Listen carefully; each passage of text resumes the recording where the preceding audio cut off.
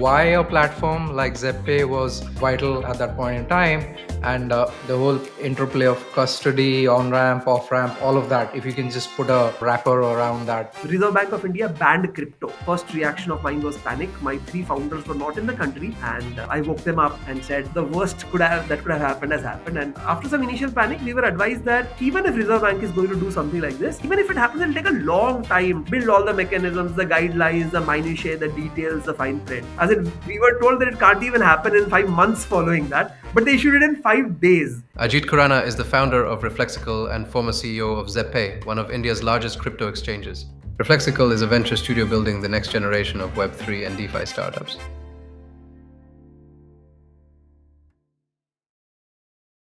Ajeet, welcome to Alpha and Hash. Thank you very much for having me. Ajeet, you're an ecosystem builder in crypto and Web3. You've been an operator in the space earlier and quite a known name in the Indian crypto scenario.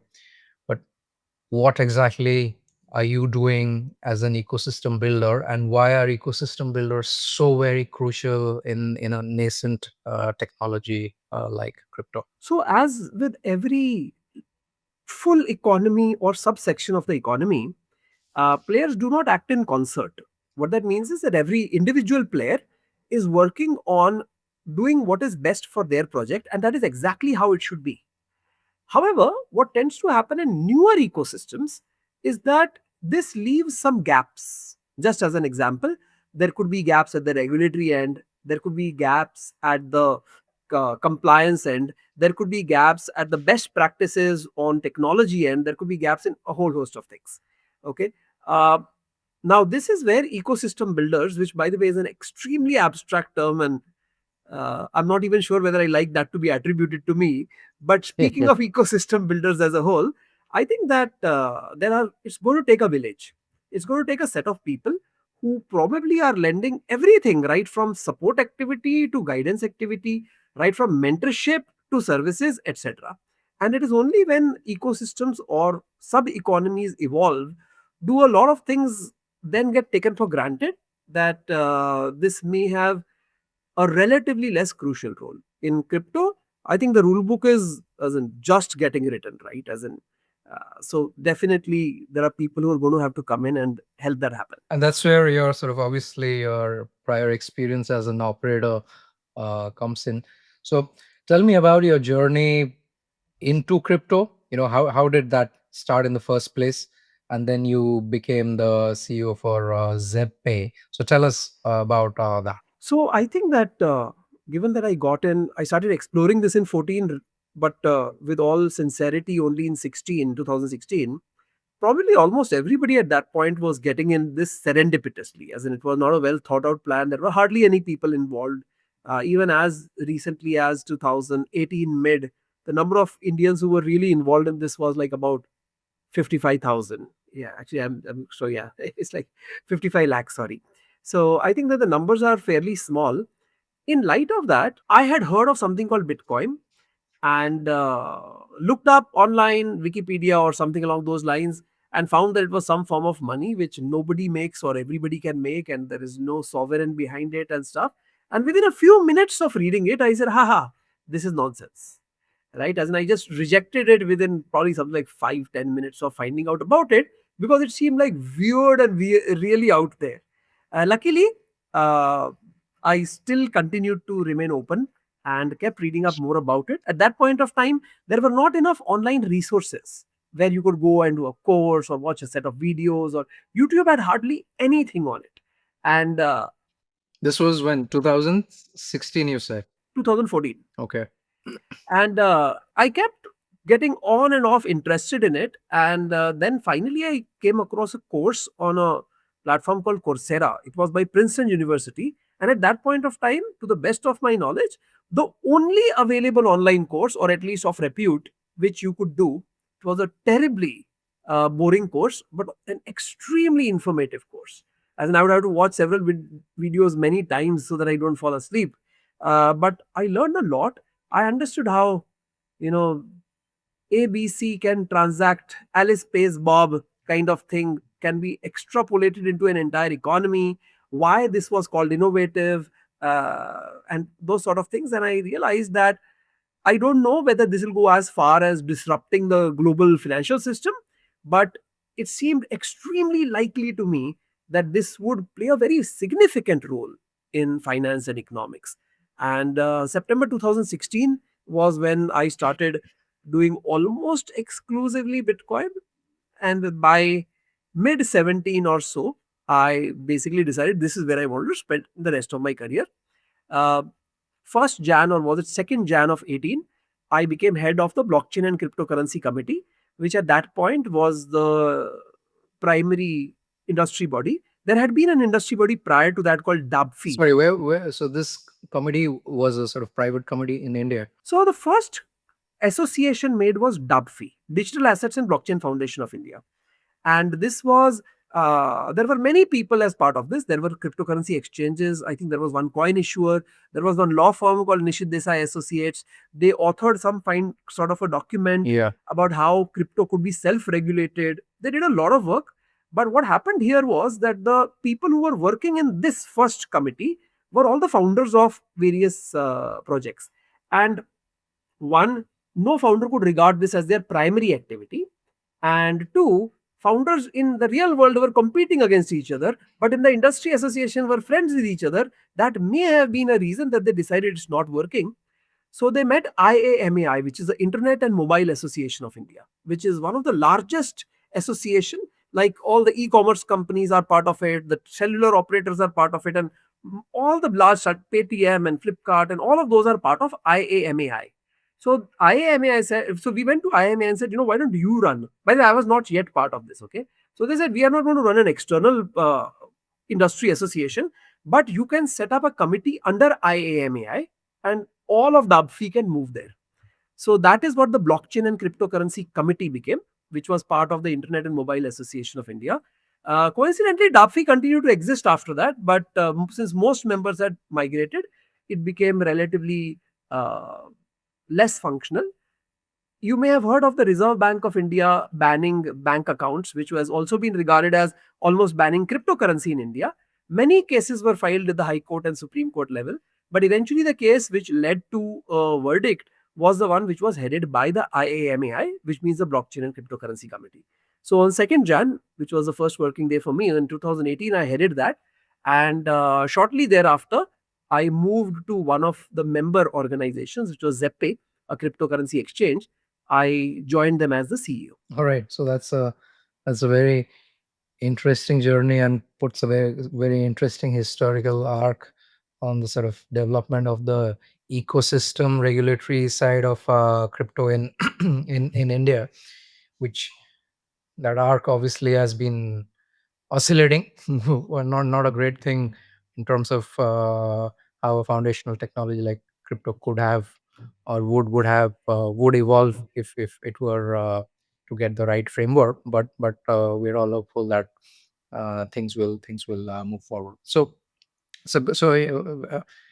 what and what did you do at Zebpay at that point in time? So walk us through from Zebpay onwards. And I also, was I mean, I'm also asking more in the context of why a platform like Zebpay was vital at that point in time, and and the whole interplay of custody, on ramp, off ramp, all of that. If you can just put a sort of wrapper around that from a industry development perspective at that point in time. So, to the best of my knowledge, the first cryptocurrency exchange in India started in 2012. It was called Buy Sell Bitcoin.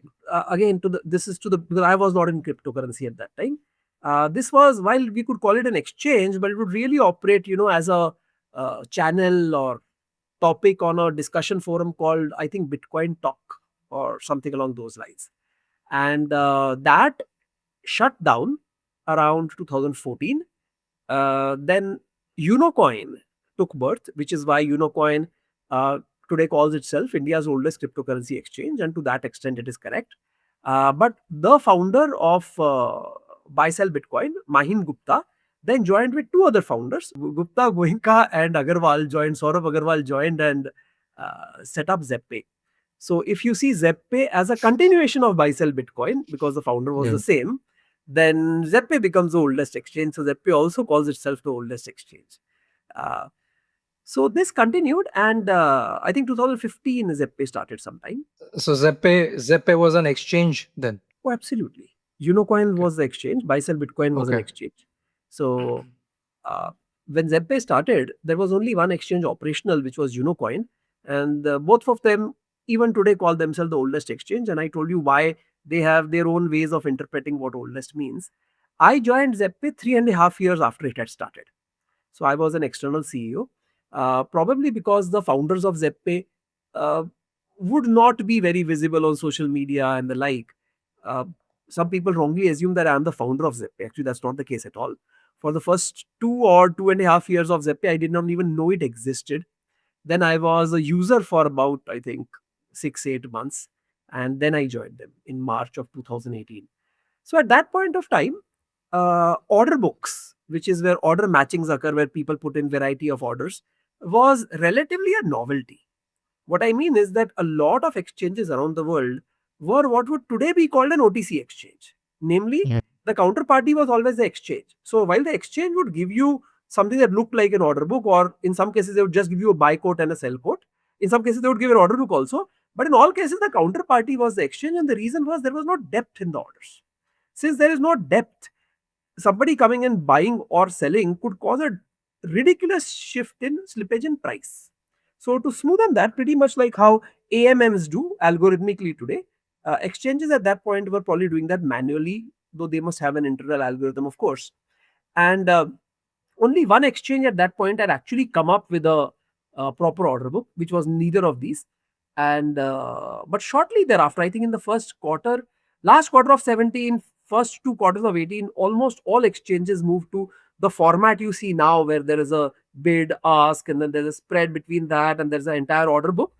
Today we take it for granted, but really, if you look at Indian exchanges, that is when it happened, as in around mid 17 to mid 18 was when it happened.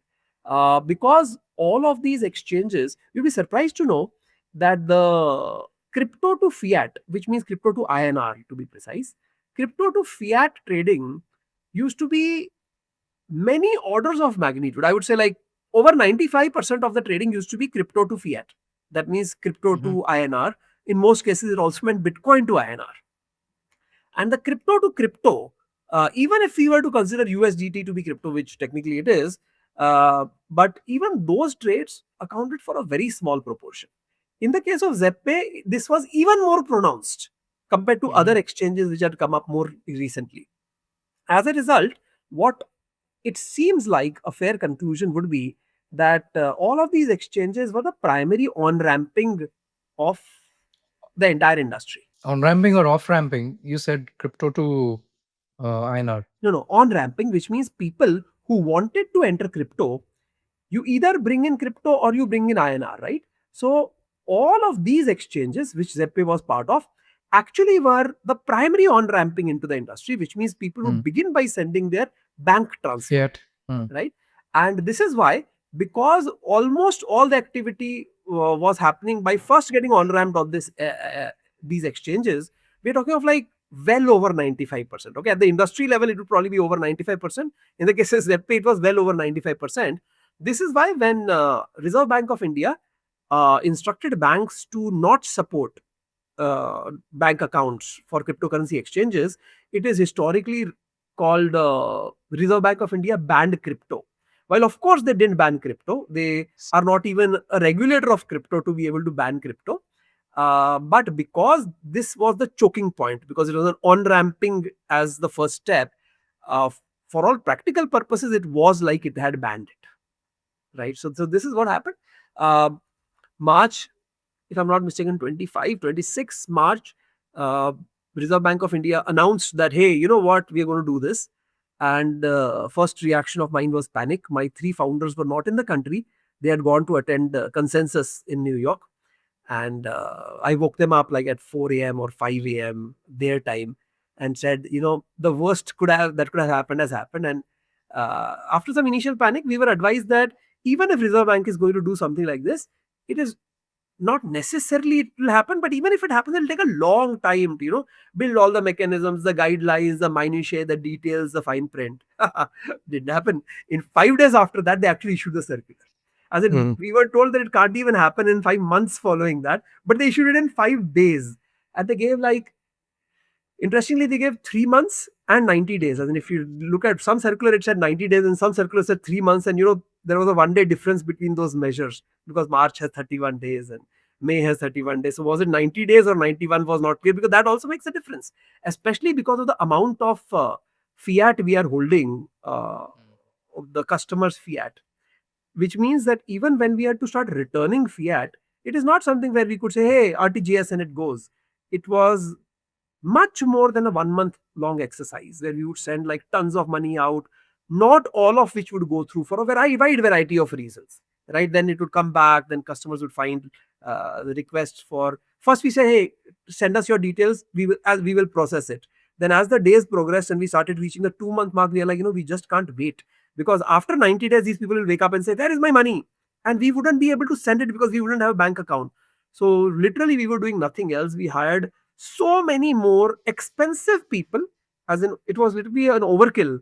Just imagine hiring a chartered accountant, auditor level or chartered accountant just for bookkeeping purposes. That's just an analogy, because we couldn't make mistakes because there would soon be no opportunity to check those mistakes. So we returned people's money. We considered, so the ways forward.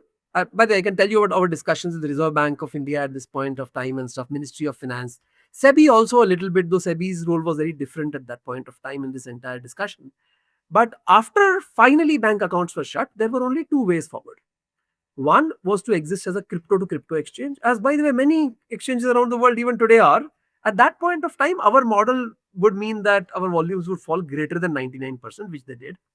Or the other one would be, which I think probably every other exchange decided to follow, barring Zebpay, was to set up some sort of peer-to-peer thing. So that means you can still onboard using fiat, but person A sends money to person B, where somehow this mechanism is governed by the exchange and stuff. Uh, First, such peer-to-peer transactions being orchestrated by a third party was really like a wallet business, if you think about it, which requires huge regulatory compliance, which exchanges were not doing. And secondarily, you had no control over who was the peer you were dealing with, because it was kind of again a peer-to-peer order book. And we were convinced, of course, based on very sound legal suggestions and advice, that there will necessarily be bad actors who will come, who will try to use bad money in peer-to-peer, and this will cause, of course, the counterparty to get into trouble, who they did peer-to-peer transaction with. But we would also have been the platform that was a conduit to it. And while we could then say, hey, I didn't do anything, it is this person, and here are the details, I am completely clean, here's KYC information. Uh, but our customers would be dealing with us, trusting us that, while they are doing peer to peer, but they are doing it on Zebpay, right? And then they would potentially run into trouble, and we did not feel that was the right thing to do. So we never started peer to peer. In fact, the exchanges that did, uh, in a matter of months, all shut that. All of them, like I think that barring Unicoin, all the exchanges themselves shut down. Okay, yeah, that's correct. I think that's a reasonable assessment. Except that new exchanges were taking birth, like CoinDCX, WazirX, around the same time, right? Who were not yet under regulatory scrutiny, who were not yet, as in people, several of them actually had bank accounts because people are not figured out, the banks were not figured out. While in the case of existing exchanges, banks knew exactly who the cryptocurrency exchanges are, RBI knew that and stuff. So this led to amazing churn where BitBNS, WazirX, CoinDCX, there were many others. I forget all the names, but like Coin Delta and many names come to mind. They all took birth, and frankly, the industry that had reached a certain size of under a crore, but maybe 55 lakh odd customers, these customers got gifted to the new exchanges, thereby giving them a sudden lease of life. And different existing players did different things. Unocoin decided to continue doing their main business regardless of how difficult it was. Coinex, which along with Zebpay would at that point claim to be the market leader, and in different ways both of them were market leaders.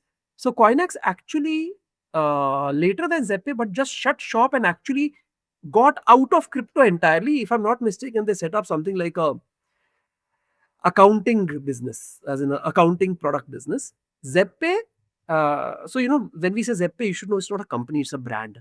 So Zebpay was already multiple companies. The Indian Zebpay, everything I said up to now was the Indian Zebpay.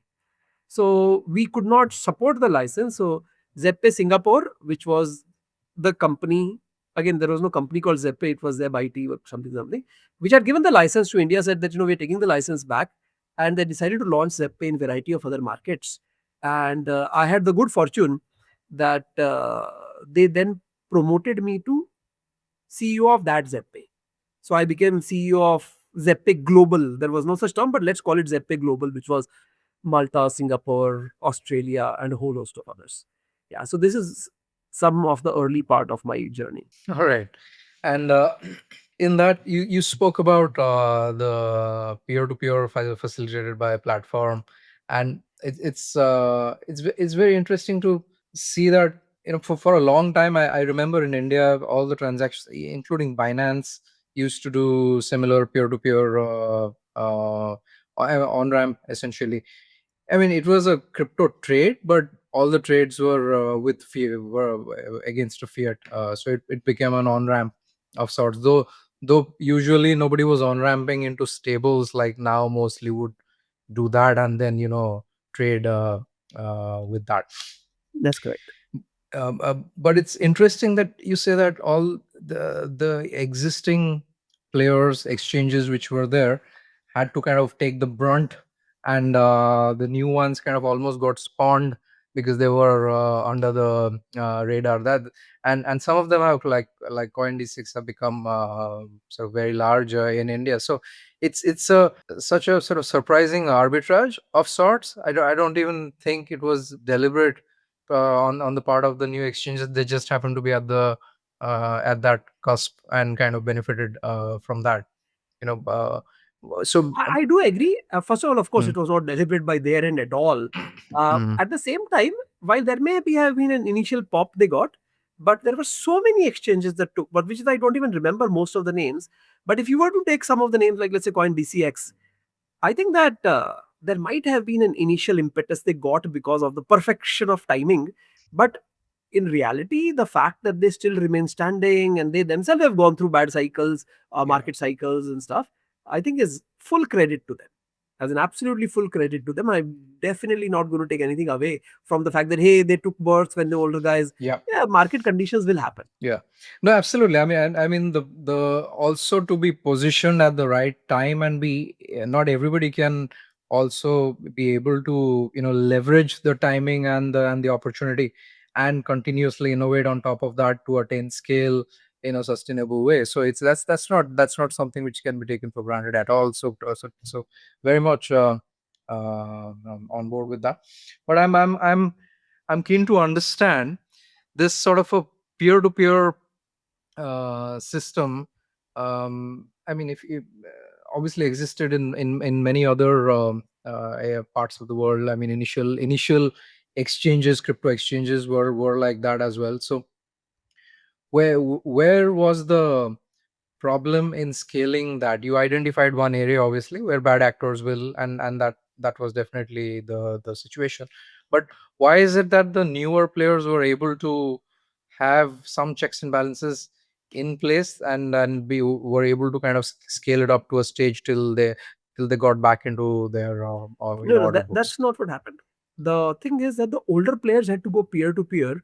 But I know one exchange which uh, is not any that we have named so far, but they would even use methods like selling gift vouchers. Go buy a gift vouchers from there, then bring that, Mhm. etc. So they were able to bypass some of the restrictions of RBI. It's not as if the new and old guys were doing the same thing and the new guys managed and the old guys did. The problem with peer to peer and why in some parts of the world, some industries of the world it may work is that if somebody has a bank account, right? Should you then say that beyond that, the onus of those funds being good is that of the bank that did the KYC and is doing transaction monitoring? Or because let us say a bad actor sends me money, Hmm. though I am innocently receiving it from an unknown third party, a peer to peer transaction, am I responsible despite the fact that I didn't know it? I think this is where, who has to take the blame from law enforcement point of view becomes a problem. And this is also where peer to peer technologically or operationally is scalable. It definitely is far worse operationally than simply allowing bank transfers, but it is scalable. As in, I saw some Indian exchanges doing it at a very high level, because even that, by the way, would have an order book. So you were Uh, effectively buying INR using INR, which where one INR being P2P'd was not the same as one INR on the exchange, but mm, it would be close to that. But the crazy thing was that when something would break, and two things would break. One, somebody would say, I sent the money, and the receiver would say, I didn't get it. This, by the way, is resolvable because there's bank transaction, show me your statement, show me your statement, and those sort of things. And it can be done, and exchanges had set it up. I did not ever participate either as a customer or a CEO or owner of any such exchange. So I'm saying that as much as an outsider as you are.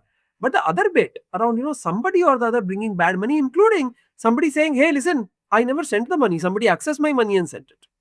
Right? That means whatever you call it, debit card fraud or ATM mhm, fraud or whatever else. So now this bit, the people who would get into trouble were not truly at fault. And we were advised when we were considering peer to peer that this is uh, inevitable because, uh, variety of digital wallets, debit cards, ATMs, these frauds were very rampant then, as I believe they are now. I said, okay, what's going to happen is that the customer won't think that way. The customer will think, I was operating on Zebpay when this happened to me. They won't uh, bother that there was a one in 100 kind of bad actor who came in, and we thought that we had enough worry about getting our customers into trouble, that we didn't do it. So the scalability was problem was only on this end.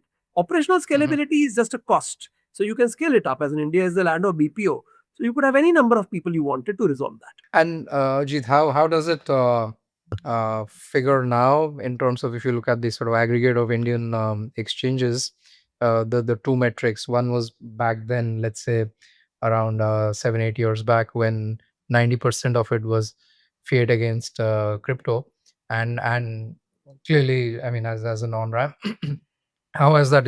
What would that stat be today? A, and B, peer-to-peer versus sort of clear order book or transaction execution. So peer to peer has amazing inefficiencies. There is no reason to have peer to peer unless that is the only alternative. So I don't know what the number is on peer to peer, but I would assume it is very small because bank accounts are available. Neither the transacting parties, namely customers, nor the platforms, namely exchanges, really have any additional advantage of doing peer to peer because both of them, in any case, require a bank account. Now, coming to your earlier question, that's very interesting. That I'm going to give you an answer which is not what you expected, because your question was around crypto to fiat, which is on off ramp, or and the other part is crypto to crypto.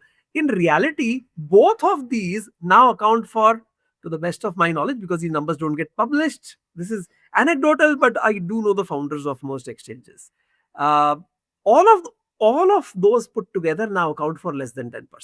The numbers between 5 and 10%, because now the 90% is taken up by derivatives, right? Uh, Or what we often call perpetuals, because most of the derivatives futures in this space are non-expiring, right? So perps. So now the volume, and by the way, at that point there was no derivative. So hence the breakup was between fiat to crypto and crypto to crypto. Now all of this spot put together has become, like, depending on the exchange, like 5 to 10%, and the rest of it is coming from derivatives or perpetuals. you moved on to found Reflexical. What does which is where the I know you mentioned you are not liking that tag of ecosystem builder. Then what is the tag that you would like?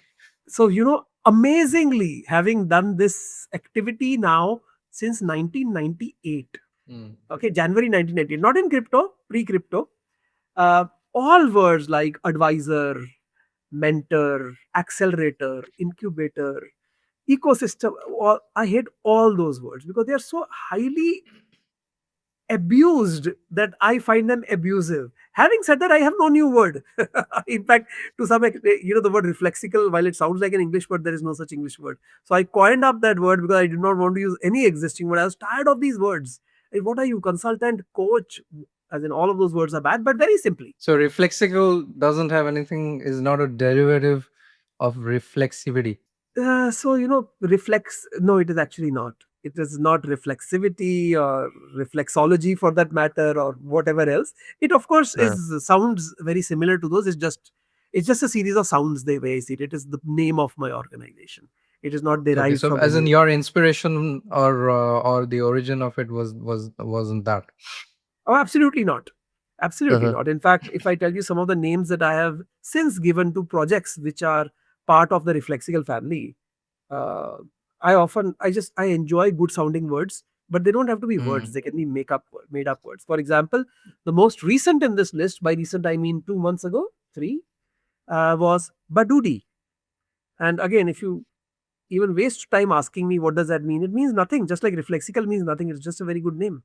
One of the earliest ones I set up was Droom Droom, which could possibly be the sound you make vroom vroom or droom droom in a motorcycle, but all of those apart. I think that subsequent to Zeppe, during Zeppe, I would find it to be unacceptable for me to work with projects that might issue their own tokens, because I was like, hey, what could be a greater conflict of interest than that? Though it doesn't have to be, but I wanted to be a little like Caesar's wife, I guess. And subsequently, a bunch of my friends or acquaintances started setting up projects and coming up with tokens. And they said, will you be our mentor? And I said, you know what, this entire token economy bit is not my area of expertise, but there are some things that I may know in some of the areas you operate in. So while we were all sitting home during COVID for Q2, Q3, Q4 of 2020, waiting for the COVID to get done and us getting back to normal life, I started working with some projects, helping them with whatever they were doing in terms of being token issuers. Uh, I rather enjoyed it. So I started doing more and more of the same. So I spent most of 21 doing the same, at which point of time. So you should also know that when I was in Reflexical, I was Reflexical India. Then towards end 18, I moved to Singapore because I sorry, not Reflexical, Zebpay. Then I moved to Singapore, taking care of Zebpay Global. Then I moved back for COVID. So there was also this international transaction movement happening. But at one point of time in 2021, I decided that, you know what, I would like to do this like full time. I'm enjoying it so much, and I find the economic potential of Web3 projects to be so high. So that is how I founded Reflexical and got into the business of, much to my displeasure, I have to use words which people understand, but advising Web3 projects. And that is what I have been doing since then. Some of the projects are mere advisory. When I say mere, I mean they were already decided on the business plan and a whole host of things, and they come to me to kind of help with some areas. And there was also the studio side of it, where I would go and I felt I had certain projects in me, look for a co founder and launch a project of my own. Originally, this launching the projects of my own was supposed to be a very small part of Reflexical, and advising was where. So my expectation was for every 30 projects where I would be an advisor, I would be like setting up one or two. Though these one or two might be of greater economic value to me because my ownership in them would be more. But as soon as about a year or so after starting, I realized that this is where a lot of joy was. And even numerically, instead of being 1 is to 30, it was turning out to be like 1 is to 9. So a lot of my activity presently happens at the studio level, where I am actually setting up, businesses of my own. So that's pretty interesting model. So you got this idea, or some, a young founder comes to you with an idea, and you kind of almost co-found the startup with somebody like that, who becomes sort of the operational vector. And is that how it happens? And I'd be interested also. No, no, absolutely not. As in, I'm working hard to think that is there even one example of what you said. But I Hmm. would hate to be inaccurate, but no, that is not what it is. So on the one hand is the advisory, where there is a project which has achieved something, right? And then they are looking for one No, or more advisors. I'm leaving out the advisory If we side. You leave that, when mentioned. we come to Yeah. this, it is Mm. not that a founder comes to me with an idea. Never. This side was started because of startups that I wanted to start up. So the Okay. usually the idea is mine. Usually Mm. I go out looking for a founder. In fact, the limitation to the growth of the studio business comes from Mm. my ability to get the right founder Mm. who is motivated, who can dedicate full time, who has the ability to sustain themselves financially for a certain period, and I get along and all of those sort of things. Right? I think there maybe have been some of the type you described, because these are shades of gray, but no, it is not as somebody comes to me and say, hey, you know what, instead of being your advisor, let me become your co-founder. Uh, I don't think that has actually happened, though such discussions may have taken place. Okay, so you're saying, the way you explained it initially, I thought it was who do this. So you're saying essentially it's 100% you got these multiple ideas, and then you, instead of founding those companies directly, you find a co-founder who is more like an, the operational vector, and you have multiple startups. So it's interesting. And can you give, if that is the framework, can you give an example of some of the um sort of domains within crypto that some of these companies that you co-founded are? The only thing to make it a little, the way you described it to be a little more accurate is that this 100% word you use is where the challenge is. Because often what happens is what I wanted to do, I also meet another person who wanted to do. So that person may also have traveled some journey. So it's not as that Hmm. person started from zero. So when they started, when it was supposed to be primarily advisory and secondary studio, the idea was these studio companies would probably be service oriented, and they would probably have customers amongst the advisors, thereby creating a synergy. So the very first one was Droom Brew, where I met a founder who had come up with the ideas. This is where people were busy buying land in metaverse and stuff like that, right? So we're talking of 2020, 2021 and stuff. And this gentleman had the idea that he would set up a brokerage, just like real world has brokers. So why would virtual real estate not have brokers, right? And he had named it Hyperactive. And I said, assuming that the metaverse land uh, thing keeps going, which it may, for all you know. And what metaverse land are we talking? Before you move on, what metaverse land are we talking about? The likes of Sandbox? Yes, and then the hundreds and thousands of others that came after that, which may not be as famous as Sandbox and the like, right? Where the people are selling parcels of land and you can go and build and do a rock show or whatever else, right? Right. So the idea was that I'll be a broker to, just like there's broker for real estate in the physical world.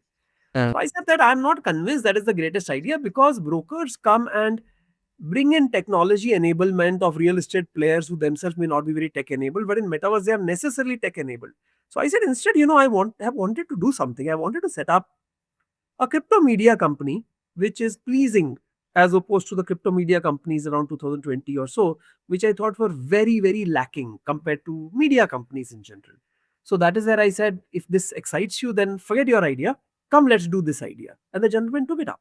And it still exists, wildly successful. It's called Droom Brew. And my co-founder's name is Ronak Shah.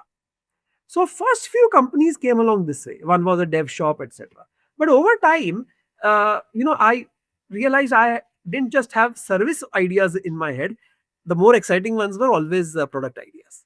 So that is when we launched our first product idea. In fact, uh, I'll give you an example of Winks, WINKS. So, one of the challenges we have always faced in crypto Web3 is of adoption, where Web3 people seem to be building for other Web3 people.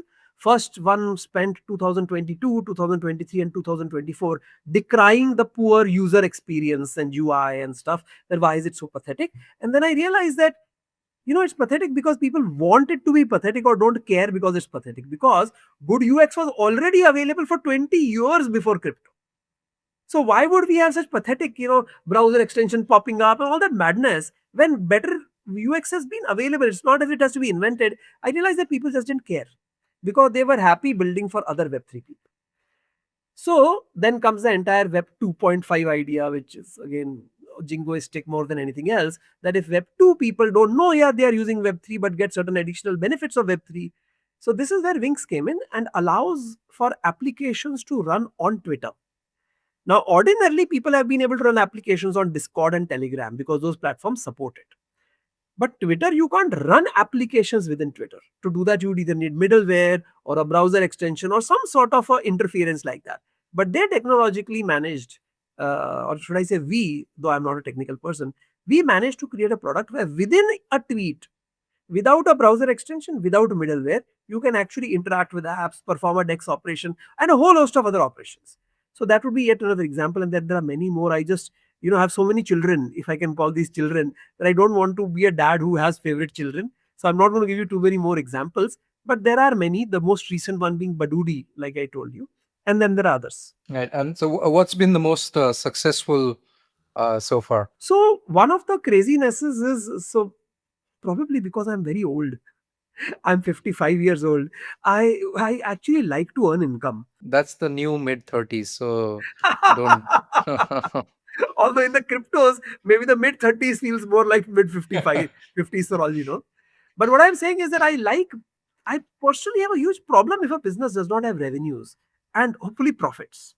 So all of the businesses that I'm talking about, and the number is now crossed 10. Every one of them has revenue streams. That is the most important thing. Now, the moment you say that, the reason I had to qualify that is when you say which has been the most successful, is because in the startup world, unlike traditional business where profit might have been the only metric, or take it a little further, maybe market cap or what we call valuation might have been the metric. But in the startup world, especially Web3, it could really be users and transactions and what have you. So these are various metrics. Let me put it this way: there is only one business which failed to the extent that we had to shut it. We shut it about 2 years ago, and about 6 months ago, we restarted it, by the way. It's called Inner Circle.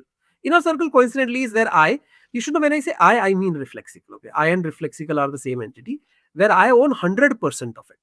So, because it's a studio, it is not necessary that I have a co founder. So, I have teammates who are running it. So, we launched it again, and this time we just decided that it's okay to make new mistakes, but we are not making the same old mistakes again. So, it is going much better. But other than that one business which we shut down at some point of time because we thought it was a failure, uh, all the other businesses are doing profit and revenues. All right. The ones who have been around longer are doing more profit. None of them are doing close to enough revenues or profits that I want to call it wildly successful. See, you should understand that I'm not here to shill anyone. I'm not here to fundraise for anyone or any of those. I think that given that the market has been really insane over the last 6 8 months, but barring that, we have done pretty good. As in, to have like about a dozen odd businesses, of which, like, barring one, everyone is in the green. And that one, by the way, will also come in the green because we had to change some. It was supposed to be very community driven.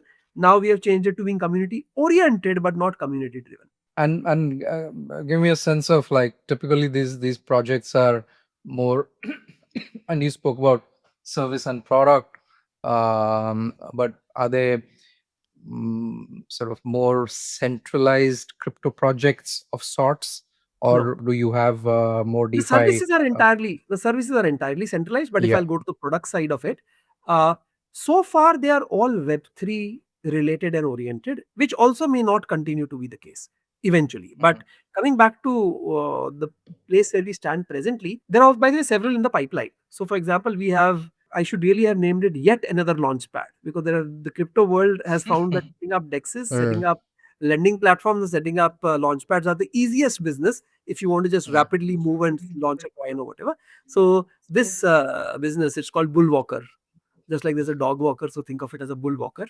uh, is going to be a completely decentralized launchpad, to the extent that even things like fees, in whichever format, whether it's transaction fees or success fees or whatever fees, also is entirely decentralized, right? As in, it's not as if there's a layer of decentralization, but actually it's centralized and stuff. And that is what is causing like huge delays. As in, we are in the 6th month and still not able to get it off the ground, because a common path to decentralization has been start with fairly high degree of centralization and then progress along the path of decentralization.